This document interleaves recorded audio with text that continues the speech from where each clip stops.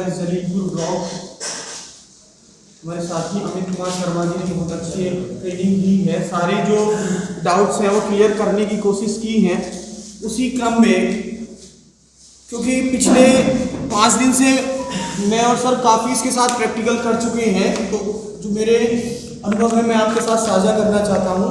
सबसे पहली बात, इम्पोर्टेंट बात है कि जब पोलिंग पार्टी को ये मशीन मिलेगी, यहाँ और यहाँ से सील मिलेगी, ये क्लियर है। 5 सेक्शन है, दोनों डिवाइस जो 3 के 3 डिवाइसेज है, बिकॉज हमारा जो ईवीएम है, EVM is a combination of 3 devices, CU, BU and VVPAT. CU is a master unit, CU is used for storing a vote. Maximum इसके अंदर 2000 वोट स्टोर हो सकते हैं। जो BU है, बैलेट यूनिट है, उधर रखी हुई है, उसमें इसका एक चीज और है, ये वाली जो पिंक आप सील देख रहे हो, पिंक पेपर सील, ये FLC के दौरान लगाई जाती है। इसके पीछे जो ग्रीन सील है, यदि मशीन FLC ओके है तो ग्रीन सील लगेगी, FLC ओके नहीं है तो रिजेक्टेड है तो रेड सील लगेगी। ये वाला जो सर ने बात बताई थी, candidate section is sealed during the commissioning. जब कमीशनिंग होती है, कमीशनिंग तब होती है जब हमारे कैंडिडेट फाइनल हो जाते हैं, लड़ने वाले फाइनल हो जाते हैं कि इस विधानसभा से कौन कौन कैंडिडेट लड़ रहे हैं, तब ये वाला सेक्शन सील मिलता है। उसी दौरान बैटरी सेक्शन भी सील कर दिया जाता है। बैटरी सेक्शन सील कर दिया जाता है। बैटरी सेक्शन सील करने के बाद मशीन रेडी हो जाती है पोलिंग के कमीशनिंग के दौरान, ठीक है। अब सर ने बताया था इसके 5 पार्ट हैं, display section, candidate section, battery section, result section. Mock poll के बाद हमें रिजल्ट सेक्शन सील करना रहता है। उससे पहले इस पीछे से जब हम देखते हैं, जो इसका पीछे खोलते इसको यहां से है, हमें यह ध्यान रखना है कि इसमें जो 9 पिन फीमेल कनेक्टर लगा हुआ है, यानी जो ये है इसमें 9 पिन जाती हैं, समझ रहे हो सर। जब आप इसको निकालते हो, जब इसमें से आप निकालोगे तो प्लग को कहां से पकड़ते हैं? प्लग को कहां से पकड़ते हैं? पीछे से। लगाने के लिए कहां से पकड़ते हैं? पीछे से। निकालने के लिए कहां से पकड़ते हैं? इसके क्लिप पकड़ते हैं। जो हमारा ये मेन कनेक्टर प्लग है, इसके अंदर 9 पिनें होती हैं। यदि आप इसको इस प्लग को इसके अंदर जब डालते हो, रेड की साइड रेड रहता है, ब्लैक की साइड ब्लैक रहता है, और जब ऐसे आप डालते हो तो टक की आवाज आती है। यदि टक की आवाज नहीं आती है, इट मींस हमारा प्लग खराब है। प्लग खराब है, या तो उसकी जो 9 की 9 पिनें हैं, 5 पिनें ऊपर होती हैं, 4 पिनें नीचे होती हैं, वो सीधी रेखा में नहीं है। और इसका एग्जांपल मेरे पास ये वीवीपैट है। आप इस प्लग को किसी में लगा के देखो, टक नहीं बोलेगा, क्योंकि इसकी ऊपर वाली जो 5 पिनें हैं, उनमें से तीसरी पिन हो चुकी है। तो ये कंफर्म कर दें कि यदि टक नहीं बोल रहा तो उसको जबरदस्ती ना डालें, नहीं तो वीवीपैट खराब हो जाएगा। इंजीनियर भी जैसा वो बताते हैं, जो आपके साथ मिलेंगे, किस तरह से इसको सीधा करना है, पेन से, चाबी से, जो भी वो आइडिया बताते हैं उससे उसको सीधा करना है। इसमें मैं अभी देख रहा था, मैं देख रहा हूँ ये टक ही नहीं बोल रहा, फिर मैंने देखा कि क्या इसकी पिनें सीधी है। ये सावधानी की बात मैं बता रहा हूँ कि यदि ये इसमें लगा, क्योंकि उन्होंने बताया कि जब लगाएंगे टक की आवाज आएगी, 2 बार टक की आवाज आएगी। इसमें CU में लगभग 9 मेन एरर्स आती हैं, वीवीपैट में 5 एरर्स आती हैं, और 10 से 12 एरर, सॉरी BU में 5 एरर्स आती हैं लगभग मेन एरर्स, और वीवीपैट में भी मैं समझता हूँ 7-8 एरर आती हैं। यदि CU की एरर आ रही है इनऑपरेटिव, इट मींस यानी कि CU को हम क्या करेंगे? CU को हम फिर आगे यूज ही नहीं कर सकते, दूसरा CU यूज होगा कब? यदि इनऑपरेटिव आ जाता है तो। CU के ये बटन है, मैं बता देना चाहता हूं आपको, हमारे पास ये है, यानी कि ये वाला ग्रीन लैंप नहीं जलता है, it means CU is not working. On करने के बाद ग्रीन लैंप नहीं जलता, CU वर्किंग नहीं है। ऐसी कंडीशन में पीठासीन अधिकारी सेक्टर मजिस्ट्रेट आपको बोलेंगे कि सर CU नहीं चल रहा है, तब जो कंसर्न हमारा इंजीनियर होगा, जो आपके साथ रहेगा, वो आपके जाएगा और उसका जो आवश्यक कार्रवाई है वो करेगा। चलता है ठीक है, अदरवाइज वो दूसरा सेट प्रोवाइड कर देंगे। दूसरा, यदि इसकी बजर की आवाज नहीं आ रही है, क्योंकि इसमें बजर का मेन रोल है, बजर की आवाज नहीं आती है तो बजर एरर है। हम बेलेट दबाते हैं, बेलेट दबाने के बाद बिजी लैंप नहीं जलता है तो भी पोल नहीं होगा, क्योंकि बिजी लैंप नहीं हो रहा, बिजी लैंप नहीं जल रहा है, मींस उसका जो है वोट ही नहीं कास्ट हो रहा है। उसके बाद इसके अंदर एक डिजिट एरर आती है। अब इन एरर्स के बारे में, क्योंकि सर ने और मैंने प्रैक्टिकल भी किया है, कुछ एरर ऐसी हैं कि जब हम इसको प्लग के बाद अनप्लग करके ऑफ करके ऑन करते हैं तो बहुत सारी एरर अपने आप खत्म हो जाती है, जैसे डिजिट एरर। कभी भी यदि किसी के पास ये प्लग नहीं है, यानी इस प्लग का ये वाला क्लिप नहीं है, तो उसको या तो लगा, तो उसको मना कर दो, दूसरा दिया जाए, क्योंकि वो उसी के साथ यदि वर्क करेगा तो वो डिपेंड करता है सिचुएशन पे। यदि वो हिल जाती है तो डिस्कनेक्ट वाली, यानी कि नॉट कनेक्टेड वाली एरर आती है। इसके अंदर एक एरर आती है BU is not responding, VVPAT is not responding. It means VVPAT is not responding means ये वाला जो नोब है ये सही तरह से नहीं वर्किंग में नहीं लिया गया है, not responding. VVPAT BU not responding, it means ये जो इसका थंब व्हील विंडो है, इसको कमीशनिंग ड्यूरिंग द कमीशनिंग सही से इसको सेट नहीं किया गया है। इसमें 2 डिजिट के व्हील होते हैं, 0 से 9 तक नंबर रहते हैं, 0 1। यदि एक BU यूज होगा, 2 BU यूज होंगे तो एक में 0 1, दूसरे में 0 2, 3 होंगे तो तीसरे में 0 3। ये वाला जो हमारा सेक्शन है ये हमारा ballot screen section, candidate button, candidate lamp, ready lamp. जब कास्केडिंग की जाती है तो कास्केडिंग यहां की जाती है। इसमें बैटरी यदि हमें यूज करनी पड़े तो बैटरी हम यहां यूज करते हैं। मैक्सिमम 24 BU हम यूज कर सकते हैं एक बार में। एक BU में 16 कैंडिडेट को हम इलेक्शन करा सकते हैं, तो 24 यदि BU यूज किए जा रहे हो तो हम 384। ध्यान देने वाली बात है, M2 मॉडल की मशीनों में CU से केवल 4 बैलेट यूनिट यूज की जा सकती थी, कनेक्ट की जा सकती थी, लेकिन ये जो M3 मॉडल की मशीनें यूज की जा रही है CU, इसके साथ आप 24 बैलेट यूनिट एक साथ कनेक्ट कर सकते हैं। यानी कि 384 कैंडिडेट अगर हैं इलेक्शन में तो उनका इलेक्शन एक ही कंट्रोल यूनिट के साथ कराया जाएगा। एक चीज मैं और बता देना चाहता हूं कि जब हम इस CU को ऑन करते हैं, ऑन करने से पहले सब कनेक्ट कर देते हैं। कनेक्ट करने के बाद जो हमारा वीवीपैट का नोब है इसे वर्किंग में दिया समझिए। उसके बाद जैसे हम इसको ऑन करते हैं तो इसको रेडी होने में लगभग 1.5 मिनट लगती है। CU को रेडी होने में लगभग 1.5 मिनट लगती है। उसके बाद जो वो रेडी होने में पर्ची गिरा रहा होता है वीवीपैट, वो 7 पर्चियां गिराता है। उसके फॉल सेंसर, जो उसके सेंसर लगे होते हैं, जो उसमें कैंडिडेट लोड किए जाते हैं, उसके स्टैंडर्डाइजेशन बनाने वाली 7 पर्चियां गिराता है उस दौरान जब उसको रेडी किया जाता है। उसके बाद अभी जब हम इसको जोड़ देते हैं, जोड़ने के बाद हम इसको मॉक पोल या एक्चुअल पोल के लिए जब रेडी करते हैं उससे पहले हमें CRC करनी रहती है।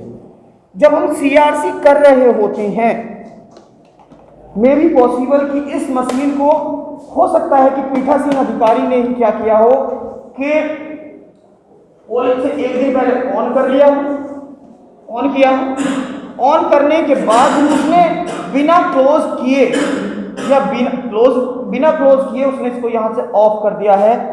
तो जब वो नेक्स्ट डे इसको ऑन करेगा तो इसमें लिखा आएगा इलेक्शन एक्सीडेड, यानी कि रात के 12 से आगे का टाइम हो गया है, दूसरा डे आ गया है, इट मींस इलेक्शन एक्सीडेड, यानी कि इलेक्शन को एक्सीड कर दिया गया है। क्या मीनिंग है कि पीठासीन ने इसको ऑन तो किया था मगर ऑफ नहीं, सॉरी क्लोज नहीं किया। पोलिंग ऑन तो किया है क्योंकि जब इसको ऑन कर लिया इट मींस पोलिंग शुरू हो गया है, मगर उसने उसको क्लोज किए बिना यहां से ऑफ कर दिया है। और नेक्स्ट डे फिर वो करेगा और जब उसमें इलेक्शन एक्सीडेड आएगा तो हो सकता है पीठासीन घूम जाए कि ये इलेक्शन कैसे बढ़ गया। तो इसका मीनिंग है जब एक्सीडेड आ रहा है तो आप क्लोज पे जाओगे, रिजल्ट पे जाओगे, क्लियर पे जाओगे। इसके क्रम को बिल्कुल नहीं तोड़ोगे, ठीक है। क्लियर सी बात है। आप पोलिंग पार्टी को हिदायत दे देंगे कि जब भी मशीन को चालू करना है और उसके बाद उसमें कुछ ना कुछ चाहे एक भी वोट डाल के देखा गया तो CRC की प्रक्रिया पूरी अपनानी है, उसके बिना दोबारा मशीन को यूज ही नहीं करना, CRC की प्रक्रिया को अपनाना ही होगा। एक और मैं अनुरूप की बात बताता हूँ, उसने किया है कि अब पीठासीन थोड़े ओके थे, उन्होंने क्या किया है कि इसको क्लोज कर दिया है, ऑन किया, ऑन करने से पहले पोल को क्लोज कर दिया, उन्होंने रिजल्ट नहीं देखा है और क्लियर नहीं किया है।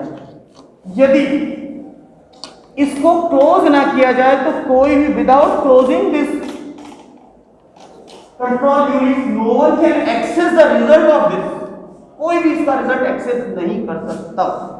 यदि मैंने क्लोज कर दिया है, विदाउट रिजल्ट मैं क्लियर करना चाहूं तो मैं क्लियर नहीं कर सकता। वो स्टेप बोलता है कि पहले इसका रिजल्ट देखा जाए, क्लियर करने जाऊंगा इनवैलिड आएगा। मैंने रिजल्ट भी देख लिया है तो उसके बाद यदि मैंने क्लियर नहीं किया है तो फिर वो इनवैलिड देगा। वो बोलता है कि इसको CRC कर लो। तो मॉक पोल से पहले हमने इसकी CRC कर ली है, मॉक पोल के दौरान हमने इसको जोड़ लिया है, जोड़ने के बाद मॉक पोल की जो प्रोसेस होनी है 90 मिनट पहले होनी है। 90 मिनट पहले का मीनिंग है 5:30 बजे। यदि 5:30 बजे 2 पोलिंग एजेंट प्रेजेंट नहीं होते हैं तो हम वेट करेंगे और एक कैंडिडेट के मैक्सिमम 2 पोलिंग एजेंट हो सकते हैं। ऐसा नहीं कि एक ही पार्टी वाले 2 पोलिंग एजेंट बैठे हैं तो वो एक ही माना जाएगा। 2 कब माने जाएंगे? जब अलग अलग कैंडिडेट होंगे। यदि पोलिंग एजेंट 15 मिनट वेट करेंगे, 5:45 तक पोलिंग एजेंट नहीं आते हैं, फिर हमें क्या करना है, इलेक्शन, कोई भी हमारा एजेंट नहीं आता तो अपनी पार्टी के साथ इलेक्शन शुरू कर देंगे। जो मोपोल वाला है मोपोल शुरू कर देंगे। है कैंडिडेट को कितने वोट देने प्लीज एक बार बताएंगे। कम से कम 1 वोट और मिनिमम कितने वोट करने हैं? 50। जब हम अब इसकी बात मैं करता हूं, एक चीज और है जो वो पर्ची निकलेगी, पर्ची पर क्या रहेगा, जो कैंडिडेट है उसका क्रमांक रहेगा, उसका नाम रहेगा और उसका चिन्ह रहेगा। ये डमी है। इस पर्ची पे क्या आता है? क्रमांक आता है, अभ्यर्थी का नाम आता है और उसका चिन्ह आता है। ये पर्ची जब हम वोट करते हैं तो 7 सेकंड विंडो में टंगी रहती है। यदि ये पर्ची कट के नीचे नहीं गिरती है, पर्ची कट के नीचे नहीं गिरती है तो मैं आपको दिखा देता हूं कि पर्ची कट के नहीं गिरेगी तो क्या होगा। पर्ची कट के नहीं गिरी तो ये एक बार यहां से इसको प्रैक्टिकल देख लेते हैं और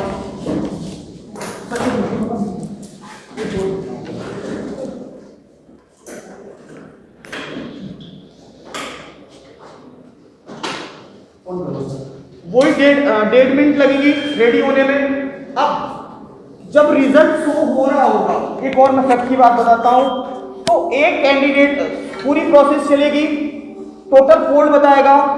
मान लो पहले कैंडिडेट को 10 वोट दिए गए हैं, कैंडिडेट 1 वोट कितने को होंगे? 10। 7 सेकंड तक ये रिजल्ट एक कैंडिडेट के लिए डिस्प्ले होगा उसके डिस्प्ले सेक्शन में। दूसरे कैंडिडेट का रिजल्ट शो करने से पहले मशीन 2 सेकंड का पॉज लेगी, यानी कि एक कैंडिडेट से दूसरे कैंडिडेट का रिजल्ट शो करने के लिए 2 सेकंड का पॉज लेगी और फिर क्या होगा, फिर नेक्स्ट कैंडिडेट का साथ। तो इस तरह से आप देखोगे, लगभग जब आप रिजल्ट देखोगे तो रिजल्ट देखने में 2.5 से आपको 3 मिनट लगेंगे। कोई पूछने लगे CRC में लगभग कितना टाइम लगेगा, तो रिजल्ट देखने में 3 मिनट लगेंगे, उसको क्लियर करने में लगभग 3 मिनट लगेंगे। 3 और 3 6 और 1.5 मिनट उसको रेडी होने में लग रहा है,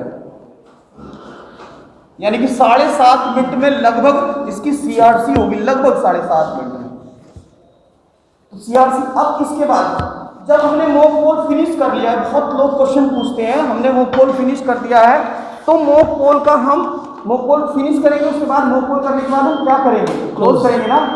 तो क्लोज कर दिया, ठीक है। CRC का पहला स्टेप हमने कर दिया। उसके बाद हम रिजल्ट जब मैच करते हैं तो हम यहां से रिजल्ट देख रहे होते हैं, तो CRC का दूसरा स्टेप हमने कर दिया।